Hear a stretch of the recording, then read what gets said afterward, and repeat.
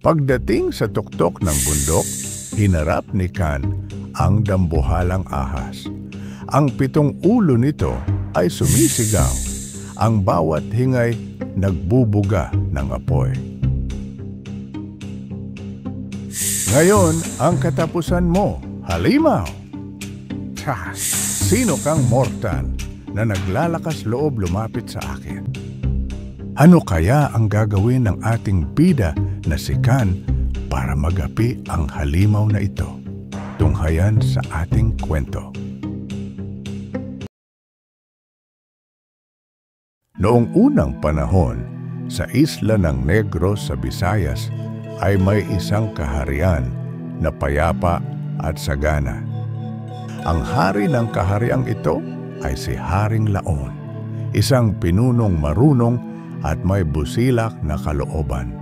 Minamahal siya ng kanyang mga nasasakupan dahil makatarungan siya at laging inuuna ang kapakanan ng bayan. Araw-araw, maririnig ang tawanan at kantahan ng mga magsasaka sa mga bukirin. Ngunit isang araw, nagbago ang lahat. Umulan ng malakas sa buong kaharian. Napakalakas ng ulan. Haring Laon, anong gagawin natin? Nalulubog na ang ating mga pananim. Lumabas si Haring Laon sa kanyang palasyo, hawak ang kanyang gintong birang. Tiningnan niya ang mga bukiring lubog sa tubig at ang mga taong nagtatakbuhan. Mga anak ko, wika ng hari, ang ani ay maaari nating palitan. Ngunit ang buhay ninyo ay hindi. Kailangang mailigtas ko kayo. Ngunit paano, mahal na hari? Tanong ng isa sa kanyang mga kawal. Wala tayong matatakbuhan. Lahat ay binabaha. Magbunton kayo ng lupa. Gawing mataas na bundok upang tayo'y may matirhan. Utos ng hari. Ngunit mahal na hari, tugon ng mga manggagawa, wala po kaming kasangkapan. Ngumiti si Haring Laon, iwinagayway ang kanyang birang at biglang nagliwanag ang langit. Sa isang iglap, tumambad sa kanilang harapan ang mga pala, piko at mga kariton. Narito ang inyong kailangan, sabi ng hari. Simulan ninyo na. Ngunit wala pa rin kaming mga bato, mahal na hari, sigaw ng isa.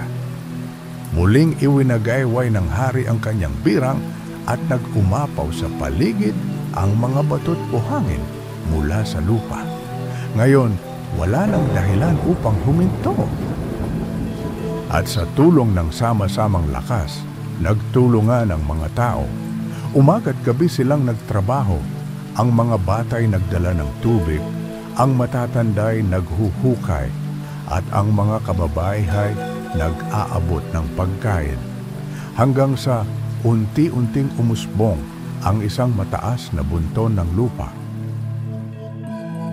Pagkaraan ng maraming araw, isang bundok ang kanilang naitayo.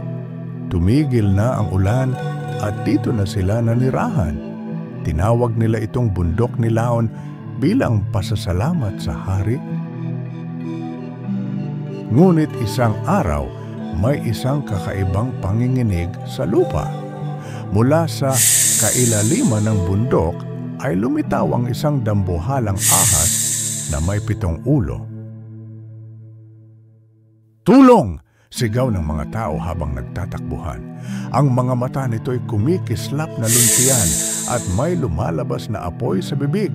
Iyak ng isang bata. Tumindig si Haring Laon sa tuktok ng bundok. Huwag kayong matakot. Hahanapan ko ng paraan upang mapigilan ang halimaw na ito. Ngunit kahit ang hari ay hindi alam kung paano ito mapapatay. Ang ahas ay napakalakas at sino mang lumapit ay kinakain nito. Isang araw, dumating sa kaharian ang isang makisig na binatang nagngangalang Kan. May kakaibang liwanag sa kanyang mga mata at ang kanyang tinig ay may tapang at tiwala. Mahabang paglalakbay ang aking tinahak, Haring Laon, wika niya. Narinig ko ang inyong suliranin. Hayaan ninyong ako ang lumaban sa halimaw. Nakakatakot ang ahas na yon, sagot ng hari. Marami na ang nagtangkang pumatay sa kanya, ngunit walang nakabalik ng buhay. Hindi ako natatakot, sagot ni Kan. Ako'y may kakayahang makipag-usap sa mga hayop. Ang kalikasan mismo ang kakampi ko. Tumitig si Haring Laon sa binata. Kung mapapatay mo ang ahas, Kan, ipagkakaloob ko sa iyo ang kalahati ng aking yaman at ang kamay ng aking anak. Ngumiti si Kan. Hindi ko ito gagawin para sa yaman, kundi para sa katahimikan ng inyong bayan. Pagdating sa tuktok ng bundok, hinarap ni Kan ang dambuhalang ahas. Ang 7 ulo nito ay sumisigaw. Ang bawat hingay nagbubuga ng apoy. Ngayon ang katapusan mo, halimaw! Ha! Sino kang mortal na naglalakas loob lumapit sa akin? Ngunit hindi natakot si Kan. Itinaas niya ang kanyang kamay at tinawag ang mga kaibigan niyang hayop. Mga langgam! Sigaw niya. Kapangin ninyo ang katawan ng halimaw at kagatin hanggang manghina. Mga putakti! Patuloy niya. Tukain ninyo ang mga mata nito upang mabulag. At sumunod ang mga ito. Nag-umugong ang hangin sa dami ng mga putakti. Nabingi ang paligid sa dagundong ng mga pakpak. Mga uhak! Sigaw ni Kan sa huli. Kalmutin ninyo ang mga ulot katawan hanggang sa bumagsak.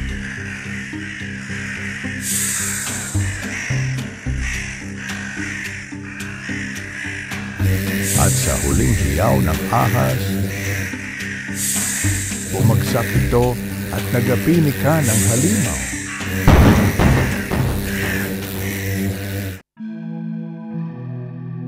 Bumaba si Kan, hawak ang 7 ulo ng ahas. Haring Laon, sabi niya, ang halimaw ay wala na. Ligtas na muli ang inyong bayan. Lumuhod ang mga tao at sumigaw ng mabuhay si Kan, mabuhay si Haring Laon. Lumapit ang anak ng hari na may ngiti sa labi. Ikaw ang aming tagapagligtas, wala kang katulad. At ayon sa pangako, pinag-isa sila ni Haring Laon sa kasal. Naging masagana at mapayapa muli ang kaharian.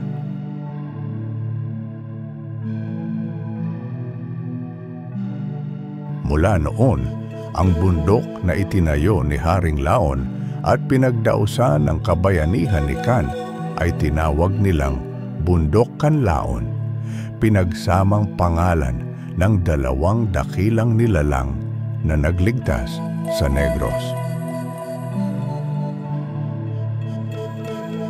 At sinasabi ng matatanda, kung minsan, kapag gabi at maririnig mo ang mahihinang kaluskos sa kagubatan ng Kanlaon, iyon daw ay mga langgam, putakti at uwak, mga alaga ni Kan na nagbabantay pa rin hanggang ngayon.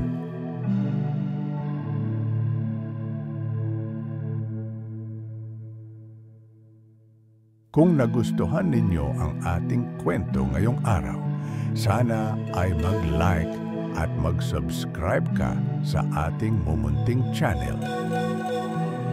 Ano ang susunod na kwentong gusto mong mapanood po? Hanggang sa muli.